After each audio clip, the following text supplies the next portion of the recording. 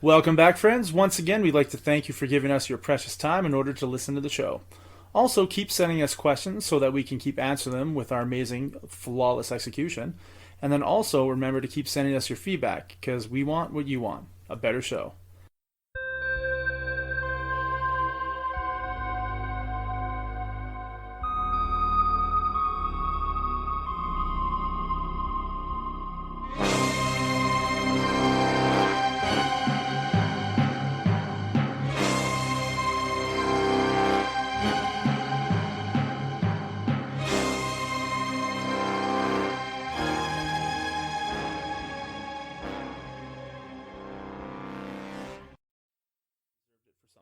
I don't think she did.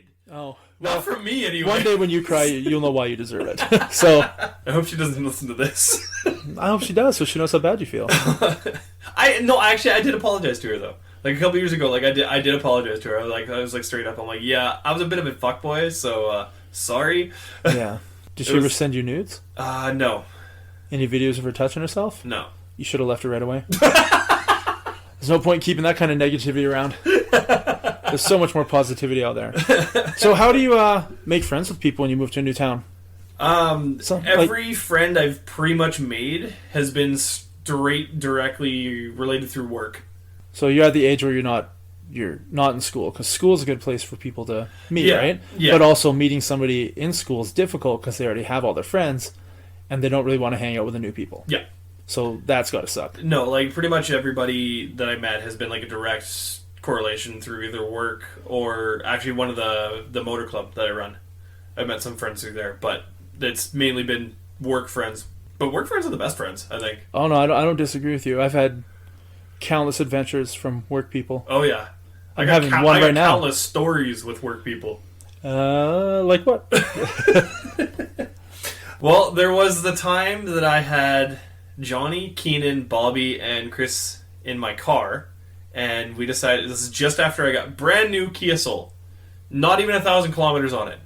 I decided to stuff my car with people and see how fast it could go. How fast did it go? It got 210 kilometers an hour. Nice. Yeah. It was great until the train tracks came on. Yeah, so that was a little sketchy. But there was other times too. Me, Johnny, and Keenan went to Edmonton. Johnny was trying to flirt with the waitress and was bombing horribly. And we decided to leave his phone number for the waitress. His real phone number? His real phone number. Nice. I don't think she ever called. Not nice? Not nice. Oh, back home, I used to do Kabuki. Do you find it weird that you say back home even though you live here? Like, this is where your home is. I've said that, like, yeah, I know, I just realized I've said that like 7 times. Back home? Back home. Yeah. It's, yeah, back in my hometown. So this is your house, but that's your home? This is my house, but my home's over there. Don't tell the wife. But there was, I used to drive Kabuki cab. Those little pedal cars, and then you've never seen a Kabuki cab? Like in China? Yeah. You lived in China? No, like we had those in Victoria. Oh, I didn't know that. Yeah. You pedal on, it's a bike. It's like the whatever the hell it is. Tricycle. Yeah. There we go. Holy crap. It's like there's a one person, you pedal, and then you can carry around 2 people, or there's a cart where you can carry 2 more. You can carry 4 people, 5 people, 6 people if they're small enough. Yeah, it was frozen solid. And everybody's just like, oh, well, and I never had any heat in the truck. Oh, you didn't need it. And everybody's just like, oh, put a piece of cardboard in front of your grill. I'm like, what the fuck is a piece of cardboard? I know, when I kept seeing that, I was like, why do people have cardboard? What? I'm like, alright, whatever. Stuffed a piece of cardboard in there. It worked. Yeah. I was like, what the hell? Yeah. It's not a heater, it's just an uncolder? Yeah, I guess. Just blocks the colder? I don't know. But yeah, I was like, alright, score 1 for Alberta, I guess. Do you remember me talking to you about moving out here? And I told you there was a pivotal moment in my life. Yes. That happened. And if that hadn't had happened, I wouldn't have moved out here. Yeah. And then I asked you to backtrack all your steps of, finding the roommate and, pretending you're going to bang her and don't, and driving on the flat roads, down to the point where that one moment that you had that made you just move. Yeah. Do you remember what that was? It was My Chemical Romance, 3 Cheers for Sweet Revenge. And can you explain how that's supposed to make sense? So what it was is I was living not far from a Future Shop at the time. If we're going back to the Twilight Zone here, Future Shop was before Best Buy. Yeah. And there was a sale on CDs, 3 for $10 or something like that. And that's before streaming. And this was, before streaming too. Napster was still around, I think, or LimeWire maybe. Yeah. I think, or maybe at this time we were just using YouTube to MP3 conversion. Yeah. Something. And and then I was going to Future Shop to go and buy some CDs, and then one of the ones I was looking for was My Chemical Romance, 3 Cheers for Sweet Revenge. And as I'm heading down there, the complex also had a Sears. And I seen this now hiring thing. And I'm like, huh. So I go in there and I ask Where were you working before? Like, where was I working? I was working at Excess Cargo. It was like Liquidation World. Okay. Essentially. And yeah, it wasn't bad. I wasn't going to be going anywhere, but for 18, 19-year-old kid, yeah, it was good enough. I think I was 18 or 19. No, I was 20. 21. Oh, Jesus Christ. Well, anyway. Podcast's over. Randy's lying. I don't even know how old I am now. But, so I went in and asked what positions they were hiring for, and they were hiring for electronics. I'm like, all right, cool, yeah, like I like electronics and stuff like that. So ended up dropping off a resume later. I did get the CD, and I think I still have the CD, actually. I think it's upstairs. Yeah, no, and then ended up working there for a little bit, and then a few years later, one of my internet friends, because Nexopia was all the rave then. Oh, yes. Oh, yes. And one of my internet friends was like, hey, I'm moving, and I'm looking for a roommate. And I'm like, well, I'm pretty sure if I stay on the island another 6 months, I'm probably going to be hanging from the rafters, so why not? Do something different. Yeah, and so I ended up, it was May when we started discussing it, and then July when I started moving stuff out, and then August 1st was my first day here. So, yeah. And you worked at Sears, right? And because for me it was the part-time work. Yeah, no, and for me, and yeah, they actually, when I approached Sears and told them like I was thinking of moving, they actually found a position for me at the Sears store out here. This really creepy guy at HR. It's like, I got the position for you. It's called Doggy Style. You'll love it. And you're like, I don't want to move anymore. I'll stay. Or you're like, holy shit, can I get the job right now? You're in luck as he closes the door, turns off the lights, puts out some Barry White. Barry White as a candle comes out of the desk. Yep. But, and then I worked at the Sears out here, and then shortly after moving, I think August 1st was when I moved out here, and I think my first day working for you was August 10th. Time. And then met my girlfriend just after my birthday in September, and ended up, it was middle of November when me and her started being official and stuff like that, and then, yeah.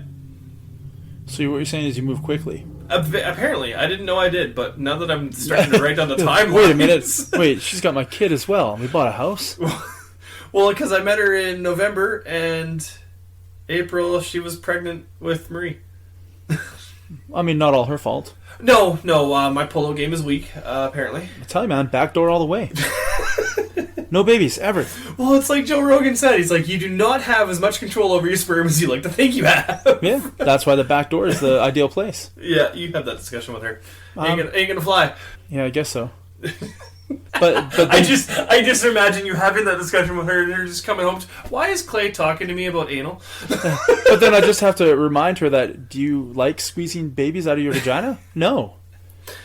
That's not a thing people enjoy. Well, and that's one thing that's funny too, is I see this thing all the time, and it's like it's obviously apparent that getting hit in the nuts hurts more than having a kid. I don't believe that. See, I do. Because if you kick a guy in the nuts, yeah, he's not going to want to get kicked in the nuts again. But a woman after a year will go, "Hey, we should have another kid." Yeah, maybe she's just thinking that'll fix their relationship. I want you to love me more, so let's have another kid. And you're like, I like getting laid, so yeah, sure. I'm not getting laid right now, so that sounds pretty good. There is nothing on my dick. Yeah, let's do this. Yeah. I think one of my favorite T-shirt sayings that I ever saw was on Harold and Kumar, and it was one of the Jewish guys, one of their two friends, and the shirt says "ass, the other vagina." Oh, yes! Laugh my ass off every time I see it. I remember that. That's another great movie. Every time I see it. They're walking like down the hall. It's like, wait, what about my phone or something? Just turn around. They turn around. Oh, we've gone too far. You've gone too far. I always dream of having adventures like that. Oh, that'd be... I mean, I don't do drugs, like, at all. I don't think we'd ever come across Neil Patrick Harris either. NPH is a stand-up guy. Oh, if we did, it would be like a legendary. It would be. It would be legend. Wait for it. Yeah. Dairy. Oh, man.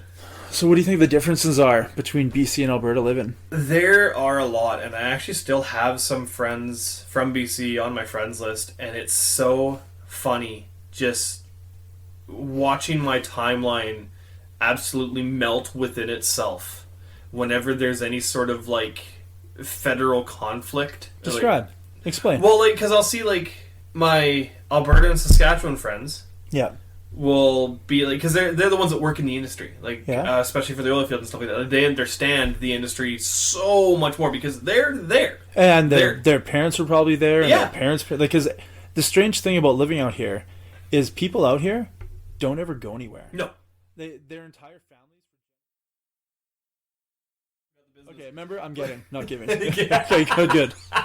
Wait, how much money? Because I might be giving. See, can we put that on TikTok? $20 is $20. $20 is $20, yeah. But so the girl, the main girl that's organized this whole thing, we're getting close to the pullout. She goes, "All right, everybody, we're getting close to the pullout." And one guy who's been high on shrooms the whole friggin' time is at the very back, and he goes, "I've got 800 thread count Egyptian cotton sheets. You don't fucking tell me to pull out." 2 weeks later, they're dating. Aw, romance. I know, right? So you're talking about mushroom trips. I'm going to tell you about a guy that I think is a trip and a half. Okay. I worked with this guy back in Abbotsford named Weber. And I've heard stories. I don't know if you've heard this one. He's a very unique individual. One of my closest friends. Love the guy to pieces. Went to a U2 concert in England with him last year. Every time I'm in Abbotsford, I hang out with him. He's awesome. Is he the guy that you got kicked out of the Britney Spears concert with? No, that's my friend Jeff. Let's talk about that another time. That'll be another story. Yeah, when we talk about concerts, that'll be... I mean, I guess I didn't go to that concert, but I was still there. I was in the building a couple times and forcibly removed a couple times. But Weber, so he was a young kid I hired, like pretty much a year out of high school. So he was one of my employees. Yeah. And he had this unique ability to always do the stupidest fucking shit at the most opportune and inopportune time. You mean like Schmer? Yeah, sort of like Schmer, but like, you know, not an idiot. Like Weber, he's good people and smart. So he used to, in his head, I think, he used to own the restaurant that we all worked at. Oh, God. In his head, he would always answer the phone. So whenever the phone rang and he saw the call display and it was the owner's cell phone, he'd be like, "Thank you for calling Weber's Pizza. Weber speaking. How may Weber direct your call?" And the owner would be like, "Yeah, can you get Clay, please? And stop answering the phones like that, please." You know, and we just laugh about it because we're all standing there. He's like, "Oh, check it out, he's calling. So he'd pick up the phone. But he used to write his name and shit. Weber this, Weber that. And one time he was asked to pressure wash the outside of the parking lot. Oh, no. So he's pressure washing for, you know, an hour, whatever, the parking lot. And then he comes inside the restaurant. He's like, "I need to show you something. I think I really fucked up." And I was like, "How do you fuck up pressure washing, right?" So I go out there. I was like, "No, man, it looks good. Like there's no dirt, no gravel. Everything's pushed away. That's awesome." He's like, No. Check the garbage enclosure." So the garbage bins, the big, huge, like, you know, quick pick or whatever is taking away the garbage. Yeah. Waste management. They had them in a garbage enclosure, so they were behind seeing eyes, I guess. You couldn't see them. You just saw this big wooden fence. And it's a freshly stained, like, tan-colored fence. And written, you know, 20 feet wide and 4 feet high. With a 3,000 PSI pressure washer. Weber Inc. Like Weber Incorporated. So he wrote his company name that he didn't even own on the side of the fucking building of where we worked. And I'm like, "What the fuck, man? Why would you do that?" He's like, "I don't know." I understand, you know, you do the first part of the W and think, "Oh, I shouldn't do this." But how do you get through Weber Inc. and go, "Oh, fuck, I fucked up"? So yeah, I believe he actually got fired for that. Oh, my God. But he got hired back a week later. The owner hired him back a couple times because I mean, he was a good fucking kid, right? Yeah. He just does really fucking weird shit. One time we had somebody at our work that was like that. Longman. Yeah. You didn't know about the broken paper towel? I did, and he glued it all back together after he kicked it. Yeah. Yeah, no. Did you know about that right away, or how long did it take? When I noticed that the thing was broken, I was like, huh. But he always used to punch like the dip boxes, and so I always knew that when I saw the fist marks and stuff. I was this was a kick. Yeah, and I was like, okay, it must have been, because most of the employees wouldn't even try and fix it. He was probably like, oh, I can fix this, right? And he fixed it. But yeah, actually, that thing held up for quite some time. Do I still have it? No, I have a new one. But I remember this one time we were all working in the kitchen, and so there's a walk-in cooler, a walk-in freezer, and then there's a beer cooler in the back. Yeah. So the beer cooler is the size of the walk-in cooler, but it houses all the kegs. Yeah. And all the syrups for the fountain pop. So everything's really, really cold. But he comes out and he's soaking wet, like from the face down, his apron, his uniform, and we're all looking at him like dinner rush or lunch rush, whatever it was, just ended. So we have time to investigate. We're like, dude, what the fuck, man? He goes, I think I broke the keg. I was like, what? Like, what do you mean you broke the keg? Like, did they ask you to change it? Because we would change the kegs for the servers all the time, right? Yeah. Like, hey, can you change, the Rickard's Red or whatever? So yeah, sure, no problem. So he's like, no, I think I broke it. Like, I broke it. I was like, dude, you can't break a keg. Like, if you drop it, from 30 feet, you might break it, but you don't break a fucking keg, right? They're almost indestructible. Yeah. But yet, he's soaking wet, smelling like beer from the, head down. So your curiosity is... Oh, yeah. I was like, well... And then I'm thinking, I'm about to lose my mind, thinking, like, did he break all, the pressurized beer taps that are all in there? Like, did he rip one off the wall? Like, because, you pressure wash your fucking name into the side of the building. Who's to say he's not going to walk in there and go, I want that, and just rip it off the wall? So, the 3 or 4 of us walk in there, and I'm looking around. It's like, there all the gadgets and all the pressures. It's all good. I'm looking at all the kegs. None of them are broken. I was like, what do you mean you broke it? Can you show me what you did? He's like, okay, just watch. And then in his apron string, he had a knife sharpening blade.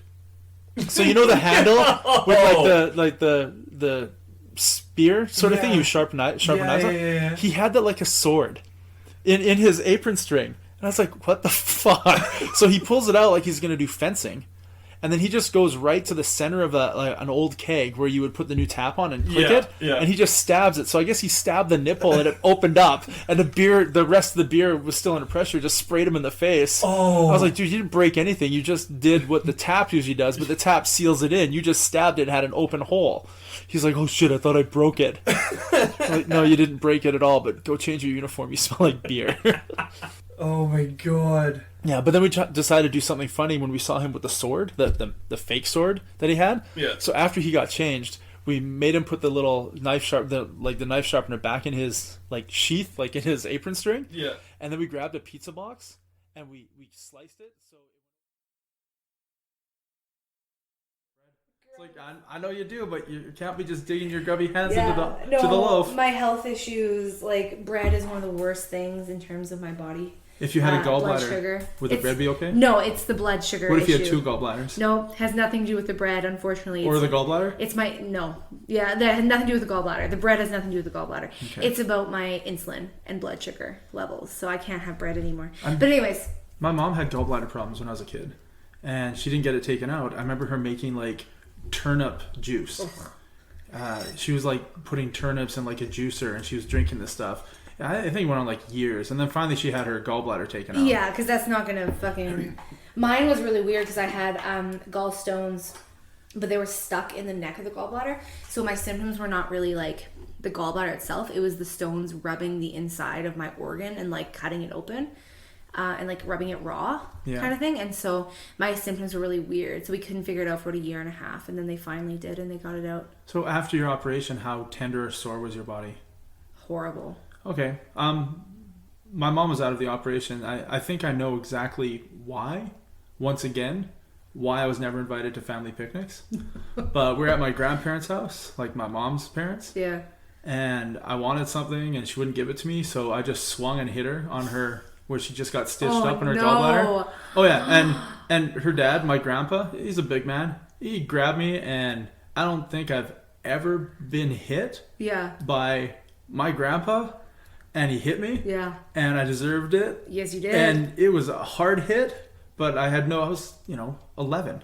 Yeah. So I had no real comprehension as Yeah. to what it would be. I knew she was in pain there, Oh, it was horrible. and I knew it would mean something if I hit her Yeah. there, but I still didn't get what I wanted. I couldn't sit up or walk for like a few days. I had to just lay down all the time because I had so many incisions on my stomach. I had 4 incisions. And then they pump you full of gas and then sew you back up without taking it out. Like there's no real way to take it out, and so it actually just floats into your under your collarbones because you're usually erect, right? You stand up. I'm erect all the time. And so it floats into your collarbones. It was the worst pain I've ever felt. I felt like somebody was wrapping their fingers around my collarbones. How did they figure that out?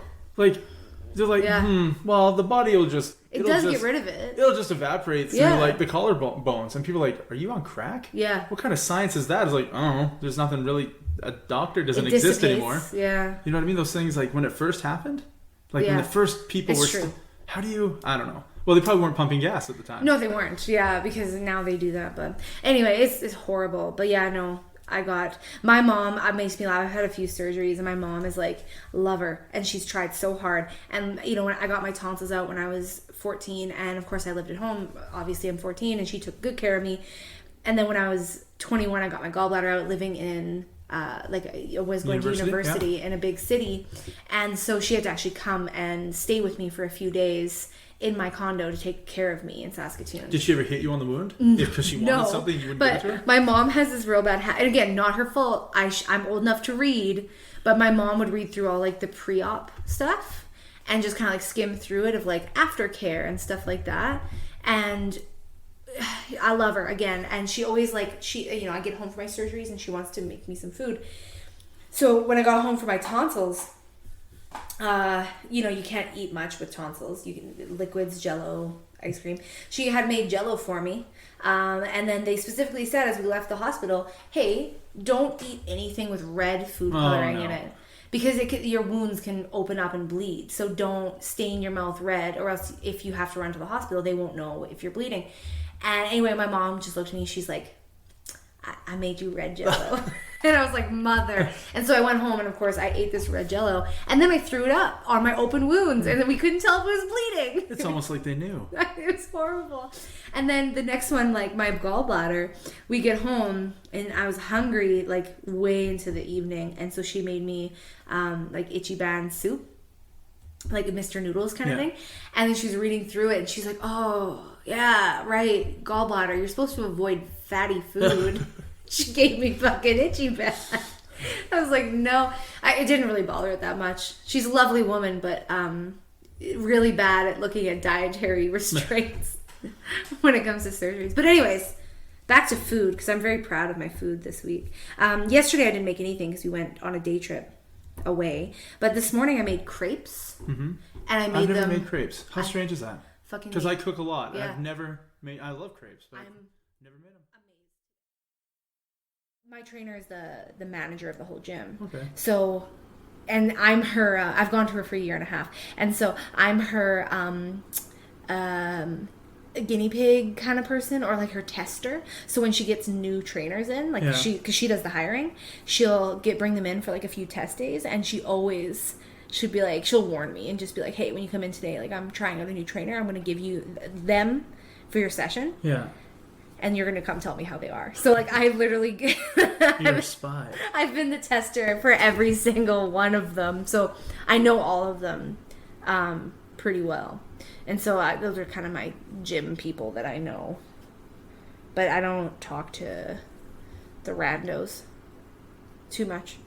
Not yet. Not yet. If you could only have sex while something was inside your butthole, would you rather it be... Oh, sorry. I thought that was the question. Yes. Would you rather it be a whisk or... The handle or the whisk? The whisk. Do I get to choose the size? Is it one of those little baby ones? Or is it's one of those, you know what? We're whipping up something big today. It's like a medium, like the regular size whisk. Or what's another fun shape?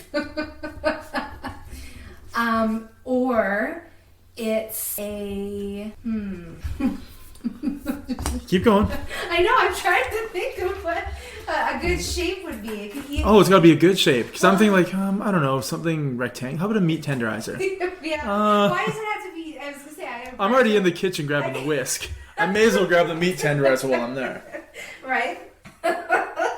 Let's see. What is something that would just feel weird on the inside? Meat tenderizer. Anything not dick shaped. What would you go with? Anything not. I'd go with the whisk over a meat tenderizer. Yeah, absolutely. Because I don't want the jagged edges of that tenderizer Exactly. thing. I was trying to think. But of also, like, if uncomfortable. If you think about the whisk starts with a bulbous end. Yeah. Once you get that in there, the whole other thing just slides in because you've already broken that seal. True. So it's just like It's done. True. I know. I feel like the other one should be something like a stress ball that has the little nubs on it. The nubs, like the. But you're not gonna feel that once it's in there. No. But here's the thing: is you're turned Squeeze on, it. you're ready to go. Do you know how fucking hard that's gonna be to get in your butthole?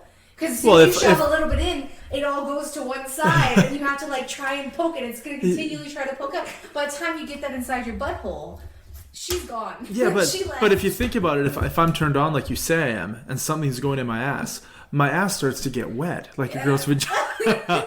It's a thing, yeah. It's poo juice, but it still gets wet. So it's like a bonus. That thing should slide. You know what? It'll slide in and out of there. You need something bigger. Oh my god. So.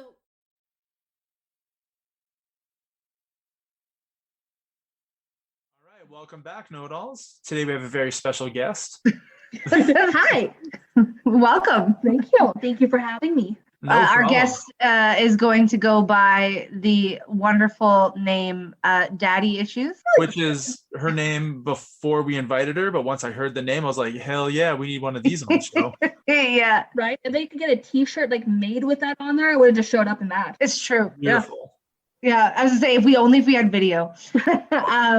It kind of fits in with our previous episode on Father's Day and Daddy's Day anyway. So unfortunately didn't get her for that one, but we're getting her on for another episode where Daddy Issues maybe can chime in.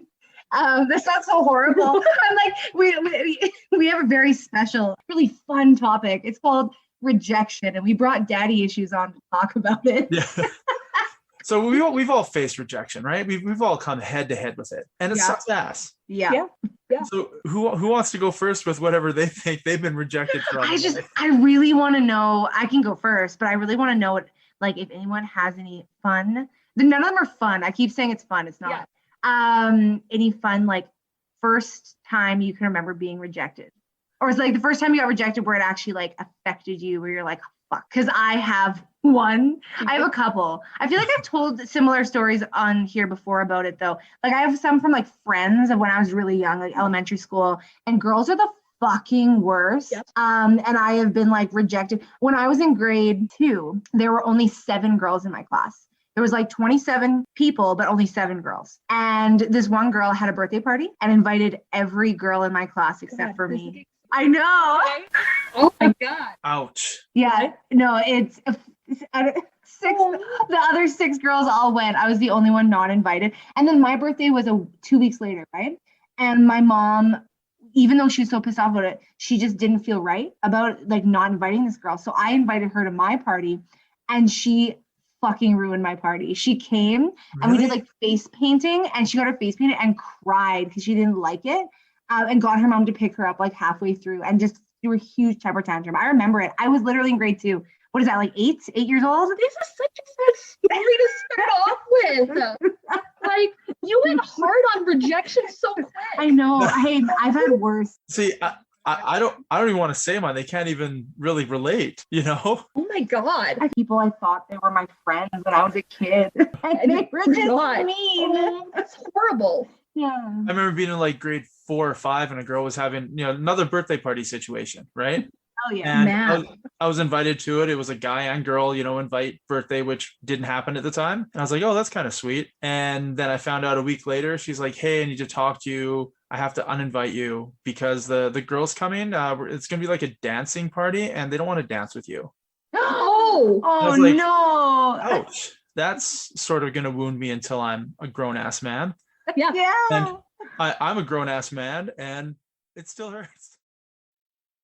There's many times in my life where I got rejected and I was really upset about it, but now I'm grown and I'm happy all the time. Like my life is great. So I was like, why don't we talk about, some of these sad stories? But our listeners they don't have to cry for us. They have to be sad because we ended up here and we're happy now. Oh yeah, I'm totally happy with who I am and how things worked out. You clearly don't know us if you don't think that we don't humble brag. I love that humble brag. Like we're just so happy now and life is fucking great. Thank you guys. Well, that's the lowest form of it right there. It's usually a lot more tooting our own horn. Like you have no idea. Yeah. No, I was like, you really need to listen to the show. Clay and I think we are the shit. That's great.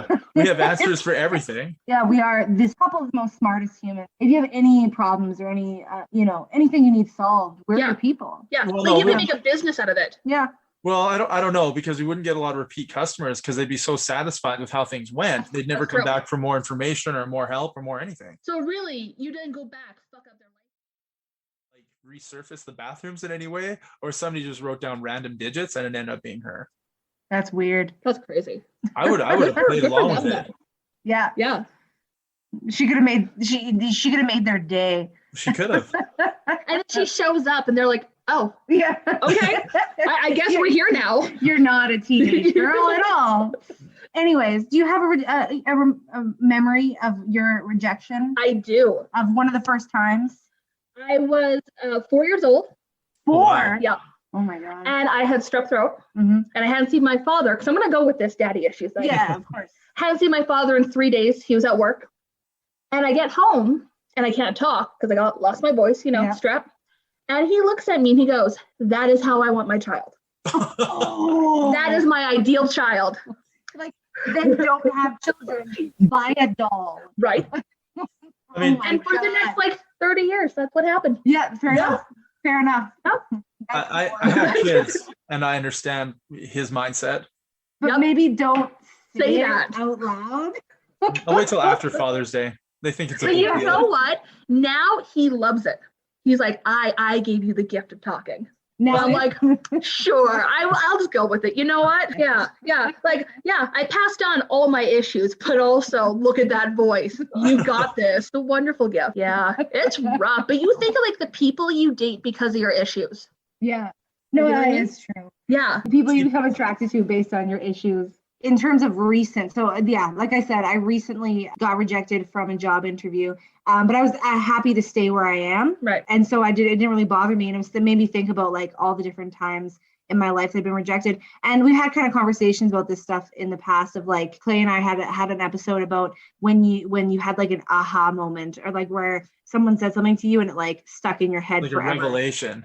Yeah. And I had some of those with rejection moments, stuff like that. I want to tell you guys the most middle school thing that you've ever heard in your entire life. This is such a middle school. I was in like grade 7 or 8, and there was a boy. There's always a boy. And Was his name Tanner? No, his name wasn't Tanner. His name was like Nick, I think. Okay, so that's before my time. Yeah, he wasn't hot. Yeah. No, it was during, you knew me then, but it was with my friend, another friend her name was Sam. You knew Sam. Soccer player? Hockey. I think hockey. Yeah. Yeah. Went to the concert. Yeah. Anyway, so we had this boy at school and we jokingly said to him, which one of us would you want to date? I know. Right away, it's like, oh, this is a fucking bad idea. It was a complete joke. But then by the end of the day, it became very serious. And this boy was like, I will come tomorrow with my answer. And whoever I choose will be my girlfriend. Oh my. Yeah. Anyway. I'm going to use that logic now. Can a grown man talk like that? I don't think so, because it's the most middle school thing.